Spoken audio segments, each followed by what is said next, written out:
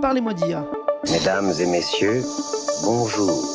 Je suis un super ordinateur Carl, cerveau analytique de recherche et de liaison. C'est une machine qui ressent les choses. On nous raconte n'importe quoi sur l'IA. Alors, qu'est-ce que tu en dis, Kit? Moi, je n'en dis rien du tout. Que la créativité, elle reste du côté de l'humain. Parlez-moi d'IA, présenté par Serge Abitboul. Bonjour à toutes et à tous. Eh bien, je suis au micro pour l'animation de cette nouvelle émission. Continuez à être tolérant, je ne suis pas plus qu'avant un journaliste pro, mais juste un informaticien. Alors aujourd'hui, nous allons parler de médecine et d'IA. Notre invité est Louis L'Enfant, un médecin. Il a soutenu une superbe thèse à Sorbonne Université. Il est chef de clinique au service d'urologie de l'hôpital de la Pitié-Salpêtrière. Alors, accordez-vous 10 minutes pour interroger une nouvelle fois ce que provoque l'éruption de l'intelligence artificielle dans nos vies, d'un point de vue social, culturel, éthique, technique, politique et tout. Cause Commune, 93.1 FM. Vous êtes bien sur Cause Commune, la voix des communs, la voix des possibles. Vous nous écoutez sur le web, cause-commune au singulier.fm et sur son app mobile, sur la bande FM à Paris sur 93.1 et sur le DAB+, en podcast sur votre plateforme préférée. Chers auditeuristes, si vous appréciez Parlez-moi d'IA, vous pouvez nous aider en likant et partageant notre émission. Cela nous fait connaître, car ça manipule les algorithmes et... C'est cool de manipuler un algorithme. Écoutez, Parlez-moi d'IA. Dans ce podcast, nous parlons d'intelligence artificielle comme d'habitude. L'IA a des résultats superbes dans de nombreux domaines, mais ils sont parlants dans un domaine d'application particulier, la médecine. Peut-être parce que ça touche directement tout le monde. J'ai donc invité Louis, qui est chef de clinique à la Pitié-Salpêtrière, pour nous en parler. Alors, en voiture avec lui. Bonjour Louis. Bonjour Serge. Merci d'être avec nous en studio pour l'émission Parlez-moi d'IA. Pour commencer, peux-tu nous dire rapidement quel est le parcours qui t'a conduit à devenir médecin, et plus précisément urologue? D'où tu viens en gros? Eh bien, je viens d'une famille de médecins déjà. Donc c'est souvent les médecins, les chiens font pas des chats. Donc j'ai un père qui est orthopédiste et un grand-père urologue. Et voilà, je me suis décidé assez tôt à faire médecine, mais surtout pour devenir chirurgien. Et par contre, le choix de l'urologie est venu un peu plus tard, au cours des études. Voilà, c'est une spécialité qui est très large, qui va de la pathologie fonctionnelle au cancer, en passant par la transplantation. C'est une discipline où on manipule au bloc opératoire différents types d'outils, la chirurgie endoscopique, la chirurgie ouverte, la chirurgie robotique. Et c'est vraiment ça qui m'a plu en urologie. Donc j'ai fait mes études à Paris-Descartes, et puis un internat à Paris, et maintenant chef de clinique à la Pitié.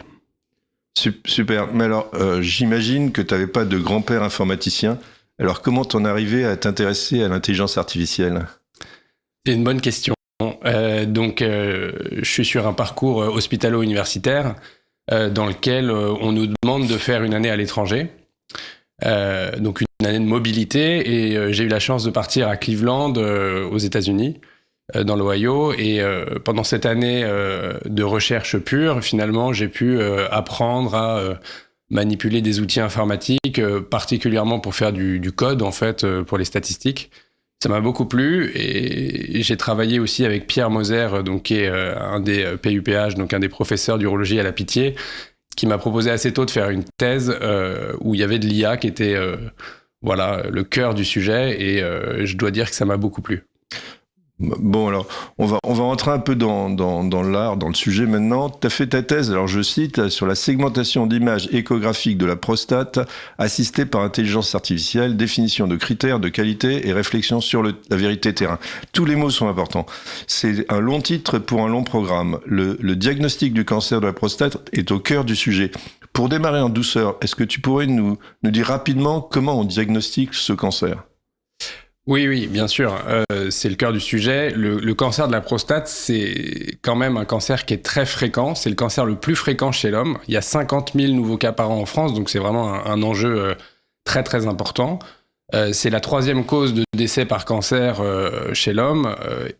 En fait, en France, ce qu'on propose, c'est de faire un dépistage individuel précoce, c'est-à-dire que les hommes qui vont avoir plus de 10 ans d'espérance de vie, on va leur proposer de faire un test sanguin assez simple, qui est le PSA.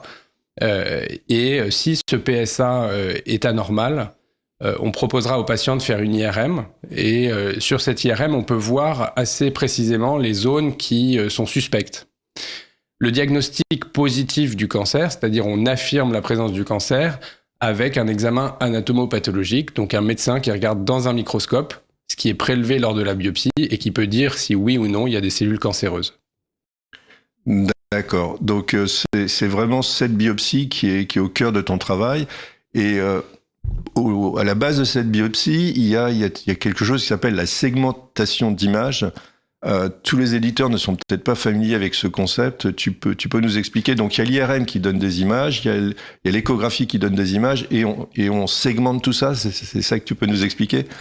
Alors il faut faire un peu d'histoire en fait pour y comprendre quelque chose. Donc pendant très longtemps, on a fait le diagnostic du cancer sur les biopsies en faisant des prélèvements un peu aléatoires dans la prostate parce qu'on n'avait pas l'IRM. Depuis qu'on a l'IRM, on sait exactement les zones qui sont suspectes et donc on sait les zones qu'il faut biopsier. La difficulté, c'est que le geste de biopsie, il est fait sous contrôle échographique, mais le diagnostic précis finalement en imagerie, il est fait en IRM. Donc des chercheurs ont mis au point des outils pour fusionner les images d'IRM et les images d'échographie pour permettre au clinicien, à l'urologue qui fait la biopsie, de mettre son aiguille exactement au bon endroit. Pour faire cette fusion, il faut segmenter en fait à la fois sur l'IRM et sur l'échographie. Segmenter, c'est un mot un peu compliqué pour dire qu'on entoure, en fait, on fait un contour de la prostate en 3 dimensions. Et le contour 3D de l'IRM et de l'échographie vont être fusionnés, ce qui nous permet, quand on fait l'échographie, quand on fait la biopsie, d'avoir en fait la cible visualisée dans l'IRM, on la voit dans l'image d'échographie. Donc pour être sûr de bien avoir compris, au moment du geste, au moment de l'opération chirurgicale, on dispose de l'échographie et en amont, on a fait une IRM et c'est ces deux-là qu'il faut recaler, c'est ça? Exactement. D'accord. Alors, pourquoi c'est difficile techniquement? C'est quoi? Il y a de la géométrie, qu'est-ce qui rend le problème difficile et compliqué? Ce qui le rend difficile, c'est que faire une biopsie ciblée, ça implique de savoir lire parfaitement une IRM, de savoir lire parfaitement une échographie et de prendre le temps de faire cette segmentation. Dans le cadre de la thèse, on a fait un travail clinique qui nous a montré en fait combien de temps on mettait pour faire une segmentation en IRM et en échographie. C'est à peu près 5 minutes par segmentation. Donc ça fait déjà 10 minutes pour un geste qui pourrait être raccourci en fait. Donc il y a vraiment une compétence à la fois technique mais aussi un facteur temps qui fait qu'aujourd'hui, en fait, cette biopsie ciblée, en fusionnant les images d'IRM et d'écho, elle est accessible en fait à assez peu de monde. On estime en France qu'il y a 10 à 15% des urologues qui font ce geste de biopsie ciblée avec un outil informatique. Et l'objectif, c'est quand même que tout le monde puisse y avoir accès sans avoir besoin de compétences très importantes en lecture d'imagerie et puis de raccourcir un peu ce geste pour les patients. Donc pour comprendre, l'idée c'est pas de demander aux médecins de se former plus, de faire plus de biopsies pour devenir très compétents, mais c'est de leur faciliter la tâche en leur donnant des outils plus adaptés, c'est ça? Oui, c'est ça, c'est de à la fois raccourcir la courbe d'apprentissage qui prend à peu près 50 biopsies. C'est un travail qu'on a aussi publié.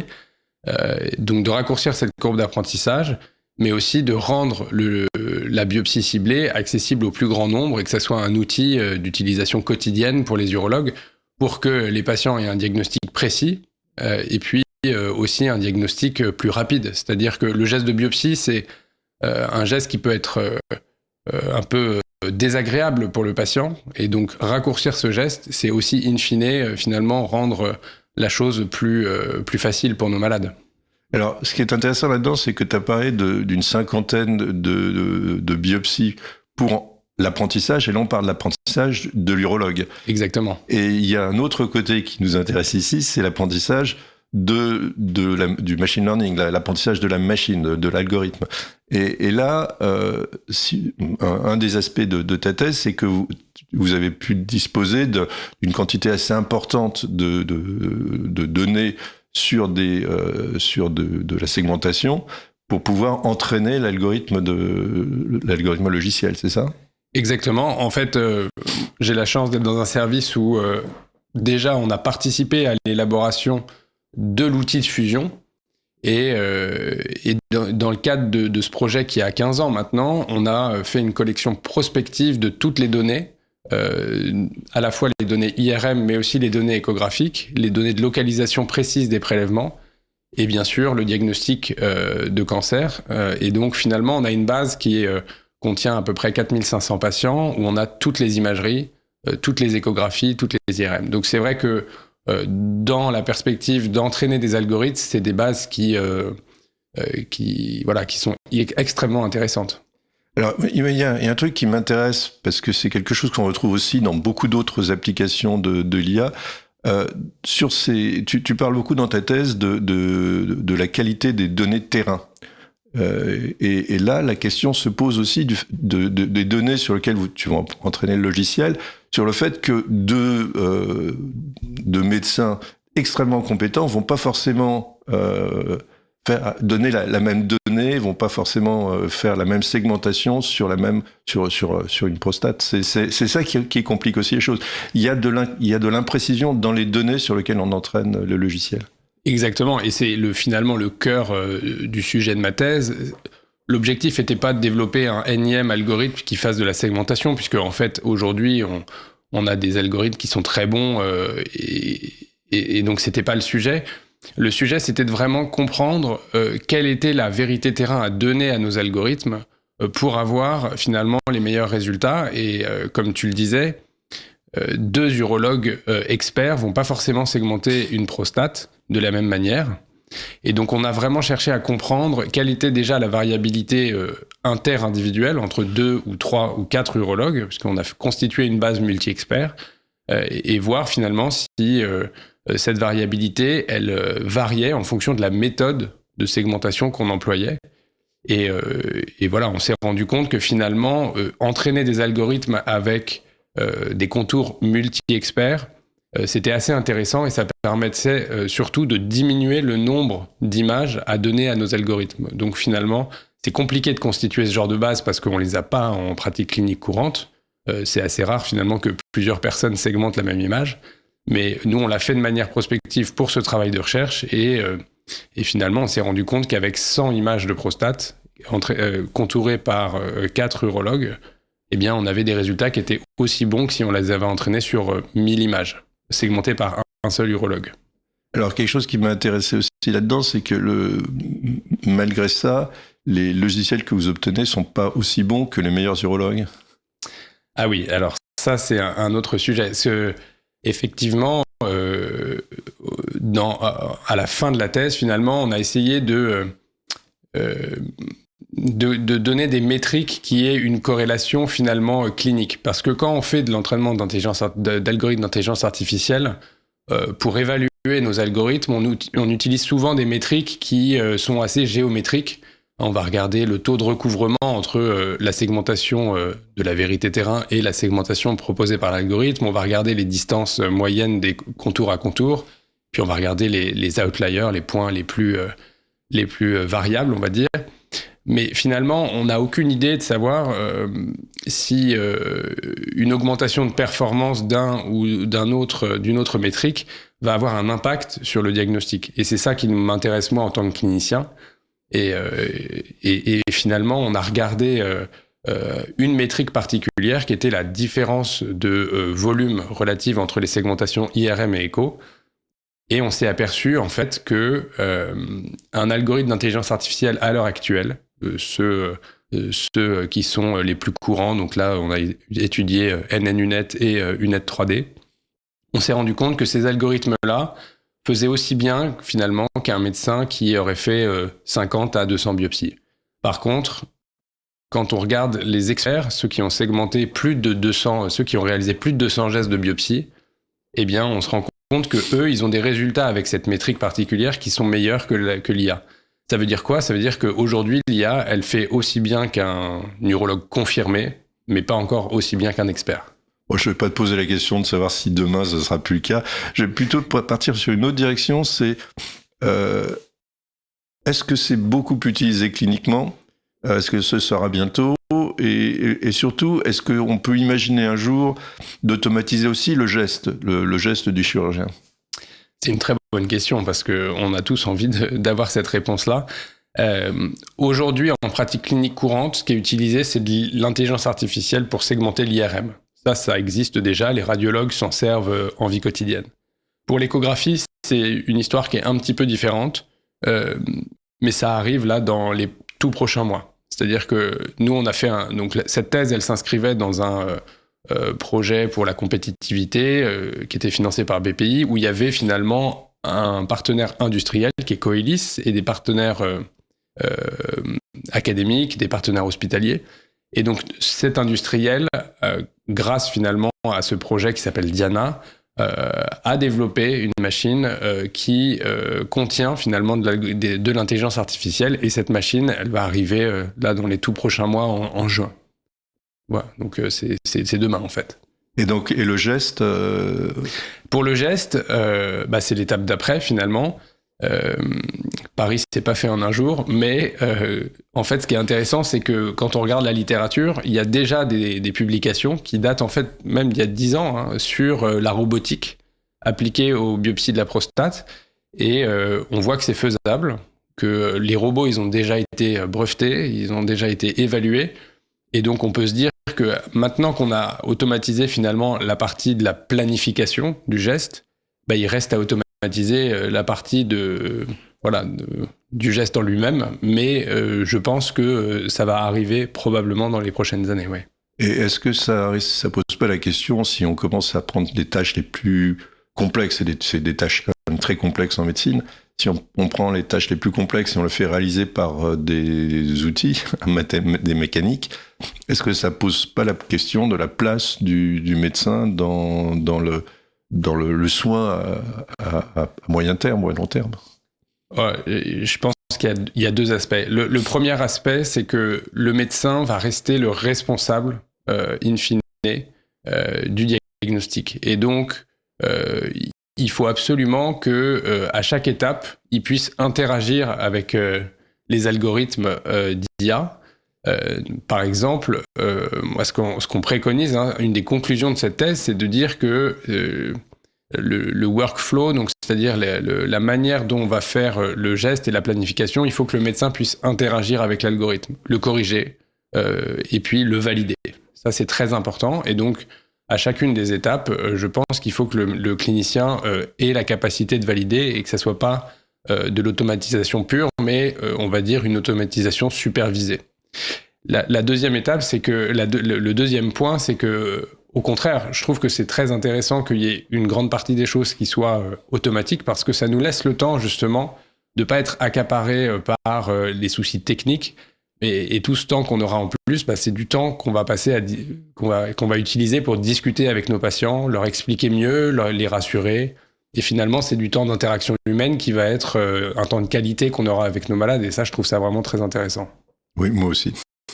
Ce qui est intéressant dans ta thèse, ce qui résonne beaucoup avec cette émission, c'est qu'elle se situe entre deux domaines, la médecine et l'informatique. Et tu as par exemple été encore encadré par une brillante informaticienne, Jocelyne Trocaz, entre autres. Et ce que j'aurais aimé comprendre, c'est quels ont été tes rapports avec ces informaticiens, des gens qui ont peut-être appris un peu de médecine, mais qui sont d'abord fondamentalement des informaticiens. Et donc, quels ont été tes rapports avec eux, et surtout, qu'est-ce que tu as eu besoin d'apprendre de l'informatique dans ce travail? Le rapport avec le laboratoire de sciences dures, on peut dire, c'est ce que j'ai trouvé finalement le plus intéressant dans cette thèse. Et c'est vraiment quelque chose qui est assez extraordinaire de travailler en fait avec des gens qui viennent d'un monde complètement différent et qui finalement... mon travail pendant cette thèse, ça a été d'être l'interface entre la médecine et la recherche en informatique. Et c'est vrai que c'était vraiment extra de travailler avec Jocelyne, avec Sandrine Voros aussi, avec Clément Béton, donc du laboratoire TIMC à Grenoble. Et c'est ce que j'ai trouvé de plus enrichissant, en fait, d'être capable, enfin en tout cas, d'essayer de discuter des problématiques cliniques et de trouver des solutions finalement... grâce à l'informatique, grâce à nos algorithmes, etc. J'ai dû me former, comme tu le disais, oui, forcément, parce qu'il faut parler le même langage, parce que sinon, c'est compliqué. Alors, il se trouve que j'ai un tropisme quand même un petit peu pour l'informatique, et j'avais eu l'occasion donc de me former à Cleveland sur le code, les statistiques, etc. Et puis, Clément m'a beaucoup formé donc à Python, et puis... tout le reste. Donc c'était vraiment super intéressant. Ouais. Et quand c'est ça qui m'intéresse beaucoup, c'est qu'en même temps tu codes toi-même. Et c'est quoi la différence entre être capable de coder soi-même sa propre appli et puis faire ses tests, etc., ou avoir un informaticien au bout de l'écran à qui tu donnes des instructions parce que tu as le même langage et qui va coder pour toi. Ça te permet de travailler différemment ? J'ai fait un peu les deux en fait dans cette thèse parce qu'il y a toute une partie où j'ai été, on va dire un peu en autonomie, donc toute la partie d'évaluation des segmentations semi-automatiques ou manuelles où j'ai vraiment codé en Python avec ITK, VTK et voilà calculer mes métriques. Donc ça c'était super intéressant. Quand on est passé à la partie IA dure, là Clément a vraiment été avec moi pour lancer les tests sur le serveur, etc. C'était quand même un peu plus complexe. Mais ce qui est intéressant, c'est de comprendre en fait les problématiques parce que en fait les informaticiens quand même ont des contraintes. Nous on a des besoins et finalement pour réunir les deux, il faut absolument parler le même langage pour arriver à trouver un résultat. Et puis c'est ça qui est vraiment super intéressant. Ouais. Pour nos auditeurs, tu nous rappelles le nom de Clément ? Clément Bétonne. Merci. Qui est donc MCU à Grenoble. MCU ? Maître de conférence des universités, pardon. Merci. Alors maintenant, on va zoomer un peu out. Ton travail en urologie, c'est pas que la biopsie de la prostate. Tu as peut-être d'autres projets de recherche sur lesquels tu travailles aujourd'hui dans ton travail quotidien, on va dire ? Oui. Alors déjà, il y a cette thèse qui est terminée maintenant, mais qui va continuer puisqu'on a fait de l'évaluation sur... finalement une base rétrospective, on va avoir l'outil d'IA qui va être disponible et l'objectif, ça va être de le valider de manière prospective en pratique clinique courante. Donc ça va être un gros travail et qui est, à mon sens, super important parce que finalement, on a envie de savoir si les résultats cliniques sont au rendez-vous. Ça va être une première partie de mon travail. Et puis après, j'ai une autre casquette qui est l'urologie fonctionnelle. Donc moi, je fais beaucoup de chirurgie robotique de reconstruction pour les patients qui sont... blessés médulaires, qui ont des scléroses en plaques, voilà. Et donc, je travaille aussi beaucoup sur le domaine de l'incontinence. Et donc, dans cette thématique-là, je fais pas mal d'analyses épidémiologiques de bases de données, notamment les bases de données du système national des données de santé, donc les bases de l'assurance maladie. Voilà, donc ça, c'est un sujet qui me passionne aussi et dans lequel je m'implique beaucoup. Donc là, on touche un peu aussi aux questions de protection des données privées. Oui, alors il faut savoir que ces données du SNDS, elles sont publiques en fait. C'est-à-dire que n'importe quel citoyen en France peut demander un accès. Alors bien sûr, c'est très contrôlé, ça passe par la CNIL, par le CESRES, il y a des organismes qui vérifient tout ça, il faut avoir un projet, il faut avoir une finalité d'utilité publique. C'est un citoyen qui fait de la recherche voilà. sur ces sujets-là. Qui est un petit peu... voilà. Mais n'empêche que tout le monde peut y avoir accès. Alors c'est souvent des laboratoires de recherche quand même qui font les demandes, mais en tout cas, ces données, elles sont accessibles et probablement sous-utilisées à l'heure actuelle. Et il y a beaucoup de questions auxquelles on pourrait répondre de manière assez simple avec ces données, vu le volume des données qu'on a en France. Et c'est vraiment, à mon sens, une des fiertés qu'on peut avoir en France, c'est d'avoir, depuis plus de 20 ans, accumulé toutes ces données et aujourd'hui pouvoir les exploiter, surtout avec des outils d'IA qui nous permettront probablement de le faire de manière quand même un peu plus fluide. Et donc j'espère vraiment que dans le futur, on va pouvoir utiliser tout ça pour répondre à des questions pertinentes pour, in fine, soigner mieux nos patients. Une autre question, j'ai vu autour de moi des amis de la famille qui faisaient des thèses de médecine et c'est pas du tout comme ta thèse. Ta thèse, c'est comme beaucoup de travail. Enfin, d'abord, c'était beaucoup dans le temps et tu y as consacré un travail considérable, à mon avis. C'était assez intense. Comment tu as pu dégager tout ce temps en tant que tu étais clinicien? Donc, comment tu as pu dégager tout ce temps pour faire cette recherche qui, des fois, te faisait faire du code, faire de l'analyse de données, etc., qui n'avait pas rapport avec tes malades directement?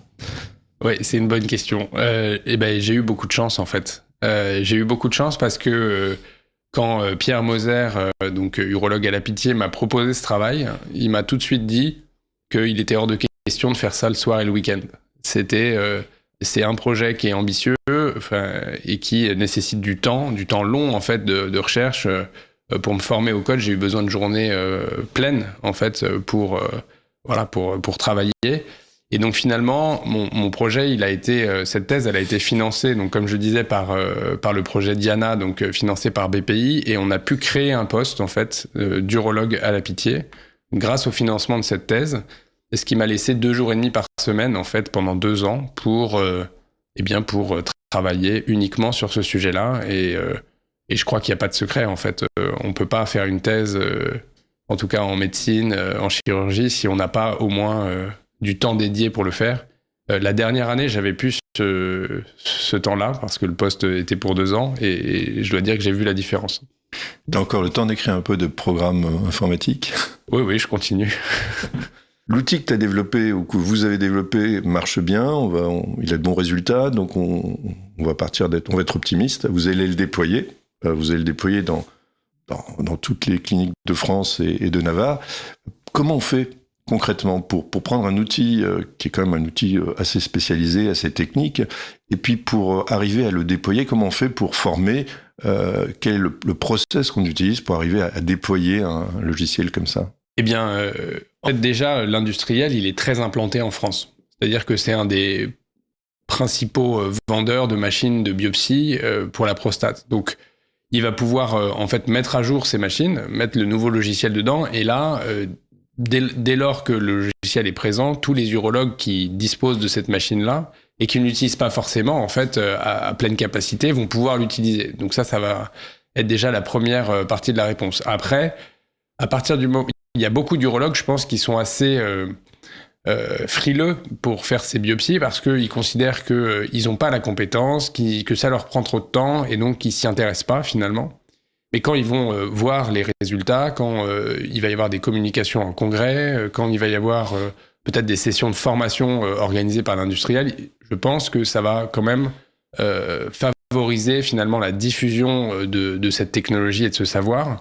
Et puis après, il y a nos patients, parce que les patients, ils savent très bien, en fait, ils se renseignent, ils vont sur Internet, et donc ils vont aussi demander à leur urologue, mais est-ce que finalement, vous utilisez cette technologie et au bout du 10e patient qui va leur demander, ils vont probablement quand même aussi s'y mettre. Et voilà, je pense que c'est une technologie qui, dans 10 ans, sera probablement la technologie la plus utilisée pour les biopsies de prostate, et je ne crois pas qu'on fera encore de biopsie à l'aveugle ou sans IA. Je ne le crois pas, ouais. Et la formation humaine, c'est-à-dire on a des centres où les médecins vont se former, vont tester ces logiciels ? La formation, elle se fait principalement pendant l'internat.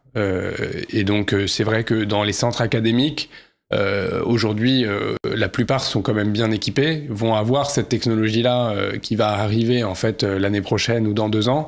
Et donc les internes qui sont actuellement en cours de formation, ils vont en fait se former probablement avec cette technologie dès le départ. Donc finalement, eux, leur courbe d'apprentissage va être très réduite. Ils vont tout de suite être efficaces et de manière en plus sécurisée pour nos patients, parce que c'est-à-dire que même quelqu'un qui utilise cet outil, il est déjà au niveau de quelqu'un qui en a fait 50. Donc pour les patients, c'est parfait. Ils vont pas, entre guillemets... pâtir de la courbe d'apprentissage du médecin, puisque on a un niveau de sécurité sur la détection qui est déjà très bon. Et c'est ces jeunes qui vont aller former les vieux après dans les campagnes ? Probablement, ouais. Sujet sensible. Je sais, j'imagine très sensible. Bon, c'est l'heure de conclure. Merci Louis pour ce partage de tes connaissances, de tes expertises, de tes passions. Ça a été super sympa de vivre cela avec toi. J'ai trouvé cela passionnant. J'espère que beaucoup d'auditeuristes nous accompagneront. Trop merci Louis. Merci beaucoup pour l'invitation Serge. Et merci aussi à Jocelyne Trocaz qui nous a mis en contact. Voilà, c'était vraiment un plaisir de partager ça ensemble ce matin. Merci à vous, chers auditeurs. Si cette émission vous a plu, n'hésitez pas à utiliser votre très grand pouvoir, liker, partager, cela stimule l'algorithme pour nous proposer à d'autres et surtout laissez-nous vos commentaires et impressions sur Apple Podcasts, Spotify ou LinkedIn car cela nous fait extrêmement plaisir d'avoir vos retours. Restez sur 93.1 FM sur Cause Commune et à bientôt.